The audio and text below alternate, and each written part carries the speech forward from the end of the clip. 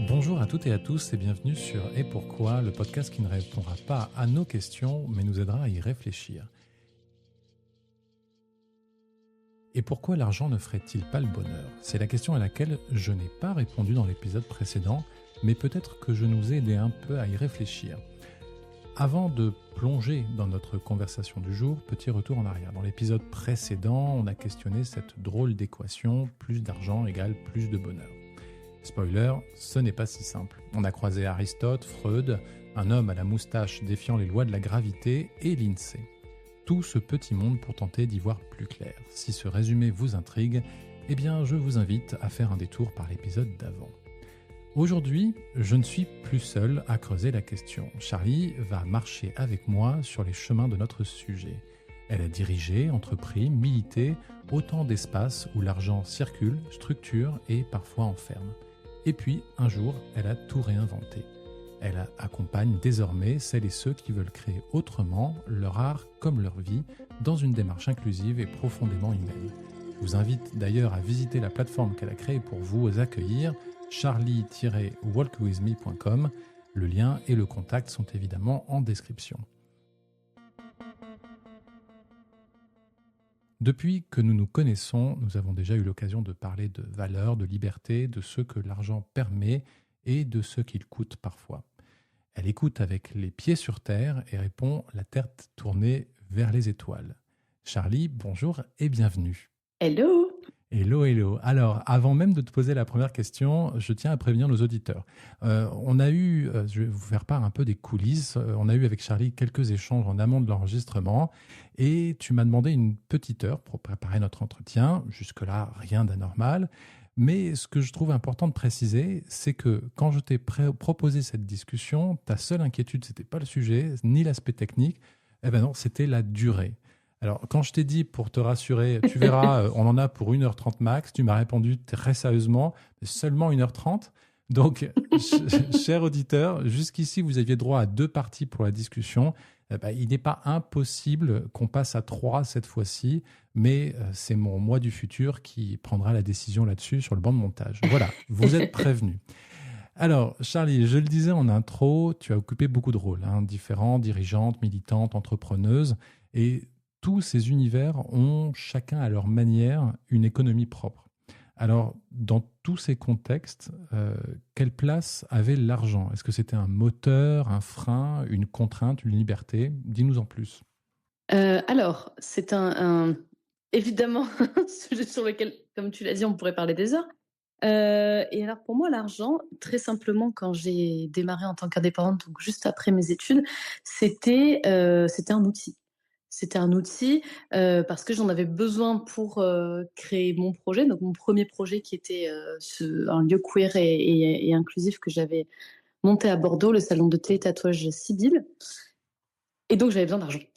J'avais besoin d'argent. Je suis allée par les banques, je suis allée montrer mon business plan à tout mon entourage pour essayer d'obtenir un apport. Enfin bref, j'ai fait tout ça pour pouvoir donner vie un petit peu à ce rêve que j'avais, à cette idée que j'avais et à cet espace que je voulais créer justement pour accueillir des personnes dans un cadre différent et dans un cadre qui leur laisse aussi cet espace d'être qui elles étaient, qui n'existait pas forcément beaucoup à l'époque en France. En tout cas, ce genre de lieu, c'était assez rare, voire inexistant.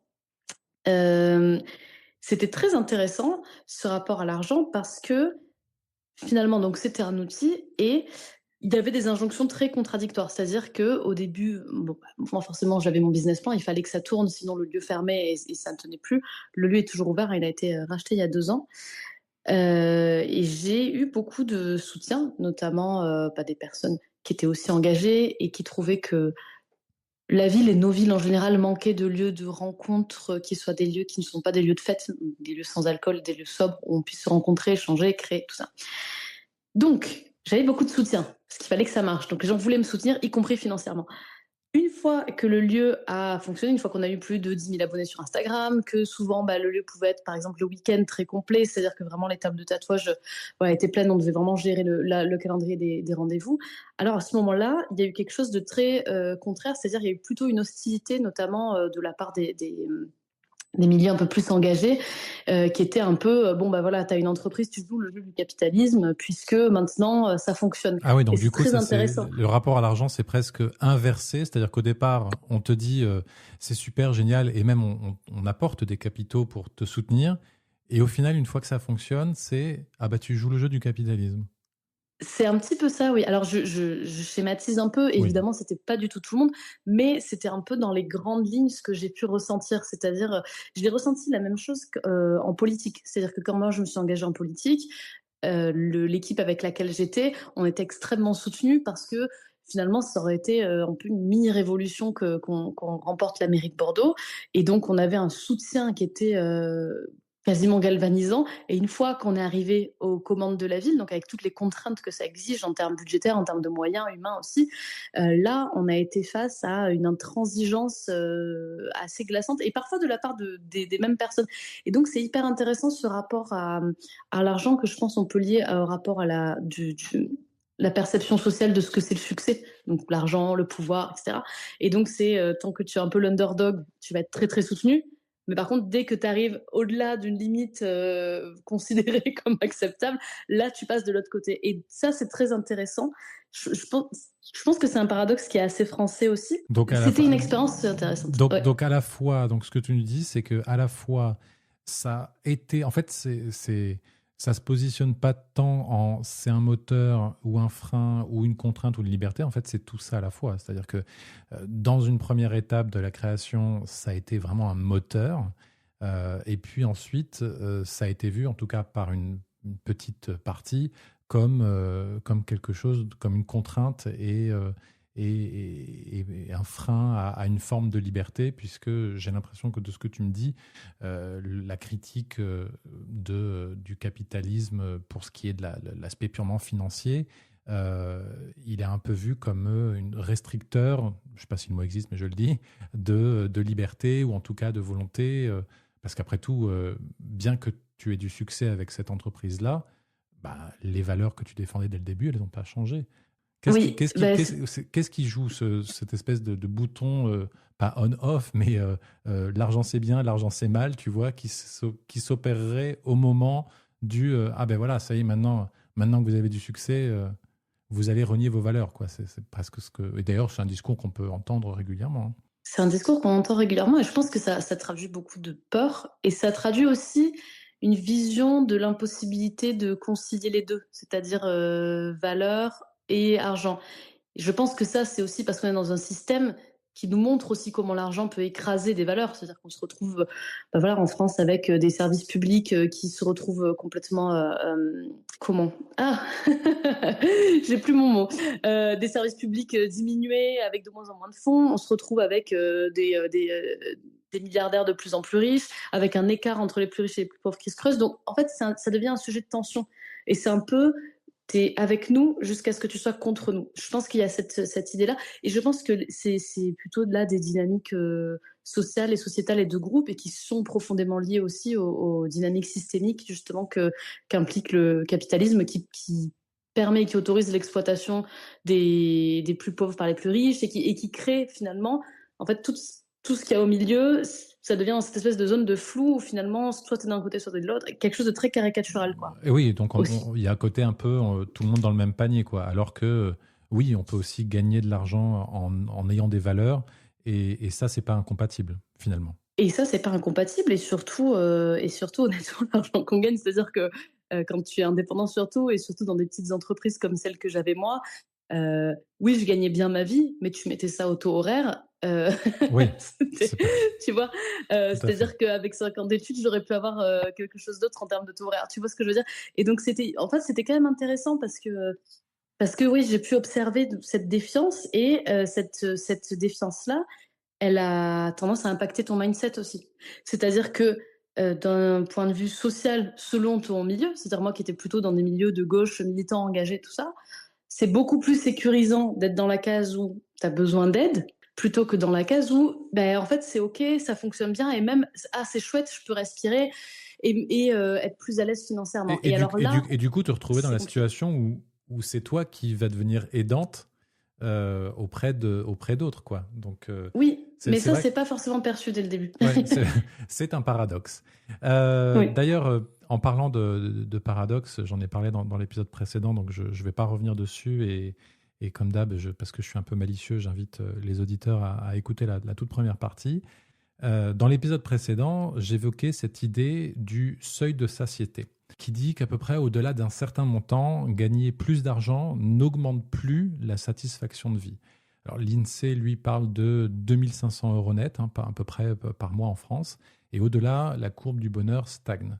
Est-ce que ce soit aujourd'hui ou précédemment dans tes différentes expériences, tes différents échanges et rencontres avec beaucoup de gens du milieu artistique, je le sais, euh, ben oui, effectivement, que c'est pas exponentiel. C'est-à-dire que arriver cette espèce de seuil financier où on commence à respirer, ben on en gagne plus, mais le bonheur ne suit pas forcément cette courbe d'augmentation des revenus.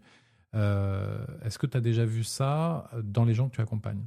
Alors la question en général de l'argent, elle se pose effectivement quand il faut, quand c'est le moment de prendre des risques, de faire un leap of faith, comme on dit, tu vois, un saut dans le vide, notamment pour une reconversion plus créative ou ce genre de choses. Donc là, la question se pose, mais moi, ce que je vois, c'est que la question qui prévaut, c'est la question du sens. Et c'est vrai que moi, je travaille plutôt là-dessus, parce qu'effectivement, pour moi, l'argent, alors j'en perçois son importance et sa nécessité dans le monde dans lequel on vit là, maintenant. Mais c'est vrai que c'est pas le sujet principal. En revanche, c'est un sujet qui est intéressant à travailler puisque comme je te disais, le mindset, il change aussi ça. C'est-à-dire que si tu es vraiment convaincu que tu vas pas pouvoir vivre de ton activité, bon, bah, il y a quand même des chances pour que tes actions mises en place soient pas mises avec la même énergie ou pas du même endroit. Et donc, du coup, on va dire, optimise pas tes chances de réussir à gagner ta vie avec ça. Et moi, je sais que ça a été le cas à chaque fois que j'ai eu des projets. Une des premières réflexions qu'on a quand tu as envie de lancer un projet, que ça te lancer à 100% dans un projet créatif, un métier créatif, tout ça, ça va être vraiment attention, est-ce que tu es sûr que, et puis on gagne pas sa vie comme ça et tout ça. Quand j'ai lancé mon activité de coach, c'est vraiment ce que j'ai beaucoup entendu, c'est oh là là, comment tu vas gagner ta vie avec ça, c'est compliqué. Et donc c'est là que l'argent devient un sujet. Pour repartir sur ta question, la question c'était est-ce qu'on cherche à avoir plus, c'est ça? Est-ce que tu perçois que les gens sont vraiment à la recherche d'avoir plus, ou est-ce que au final, quand on creuse un peu, on se rend compte que c'est juste avoir assez? Je pense que ça dépend de où tu en es dans ton parcours intérieur et dans ton parcours personnel. Parce que moi, j'associe vraiment l'argent avec le succès social aussi. C'est-à-dire que amour, gloire et beauté, tu vois. C'est-à-dire que euh, selon où tu en es dans ton parcours de toi avec toi-même et quel niveau de besoin de validation extérieure tu as, forcément, c'est-à-dire que tu vois, on voit des personnes qui ont des niveaux de richesse complètement délirants et tu te dis même, mais qu'est-ce que tu trouves à faire avec tout cet argent? Mais il en faut toujours plus. Et donc là, tu te dis, ben, en fait, l'enjeu, c'est clairement pas un enjeu de sécurité, c'est un enjeu qui est de validation externe. Donc en fait, le moment où toi, tu as fait le travail sur toi, où tu t'es apporté cette sécurité émotionnelle, cette validation, où tu es en paix avec toi-même, là, effectivement, tu n'as plus les mêmes besoins financiers. En revanche, cet argent, il peut être extrêmement utile et précieux, notamment pour monter des projets. Et là, tu as aussi tout ça, c'est-à-dire que assez, qu'est-ce que c'est? C'est-à-dire que moi, je peux me dire, bah, demain, moi, j'ai envie de gagner assez d'argent pour avoir un toit sur la tête, de quoi manger et de temps en temps aller faire un voyage, aller voir ma famille et avoir un peu de temps libre. Très bien.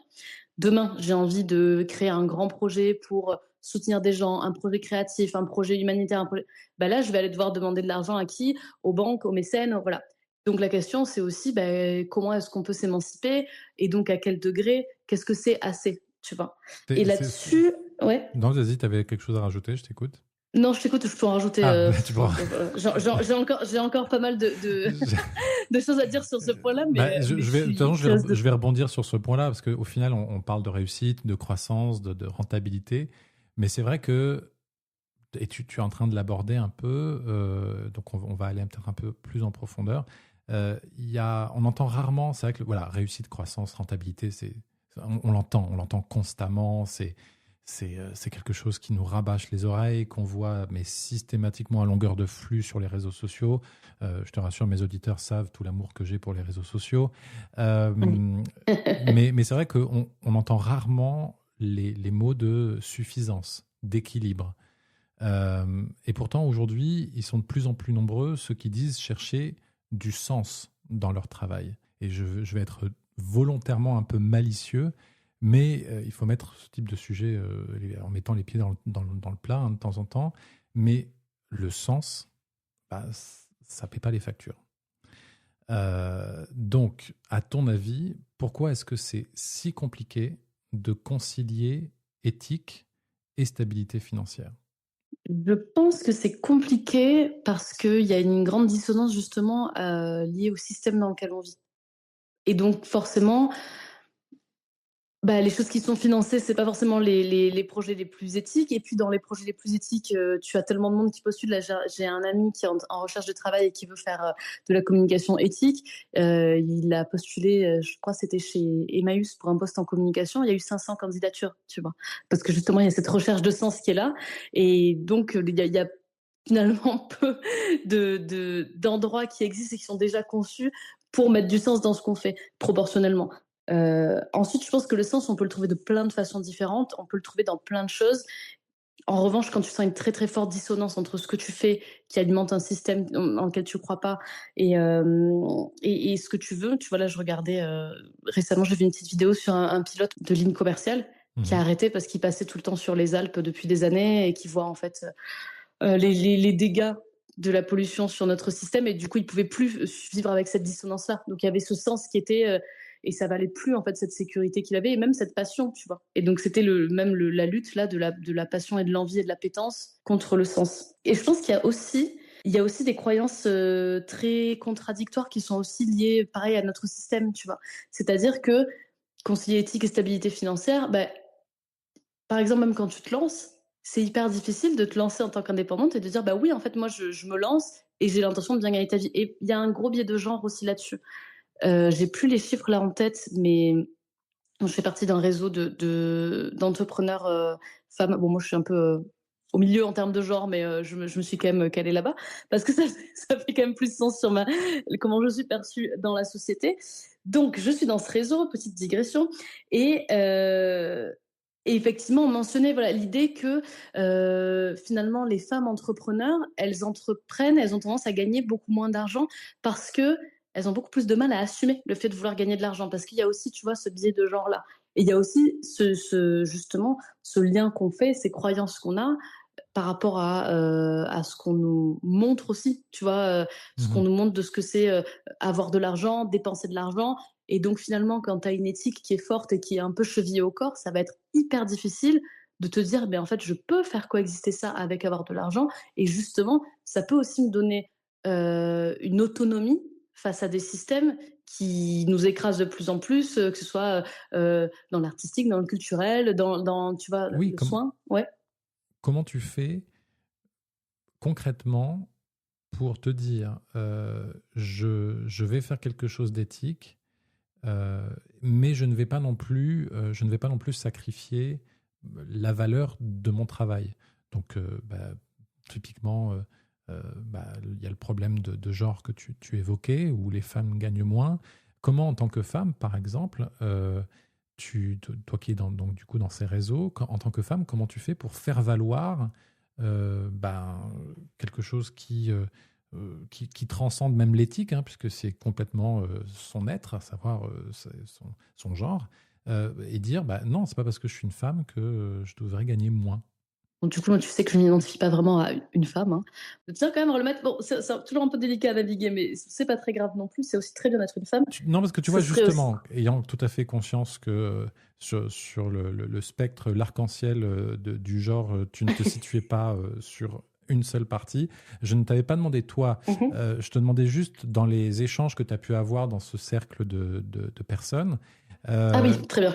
qu'est-ce qui ressortait sur le comment défendre, pour le coup, son identité de genre féminin, puisque c'est le groupe dans lequel tu te retrouves, Bien sûr, oui. face à une espèce de vague sociale où effectivement, ça reste, en fait, ça ne devrait pas être quelque chose à défendre et pourtant, euh, elles doivent. Donc, comment concrètement elles font? C'est quoi les outils? Pour moi, il y a une énorme partie, et c'est ce que j'utilise aussi moi-même, il y a vraiment une énorme partie sur le mindset et sur les croyances.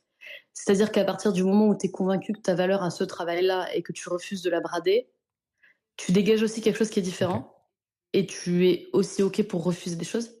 Tu vois, tu par exemple, au lancement, en tant que coach, moi, j'ai des collègues coachs qui, font, énormément d'accompagnement gratuit au début, mais vraiment énormément. C'est-à-dire, tu remplis un agenda de la semaine avec que des rendez-vous gratuits parce qu'il y a toujours ce problème de légitimité. Tu vois, ça vient après une formation de pratiquement 1 an avec déjà, des personnes extérieures coachées, du coaching, entre nous énormément et des expériences aussi précédentes.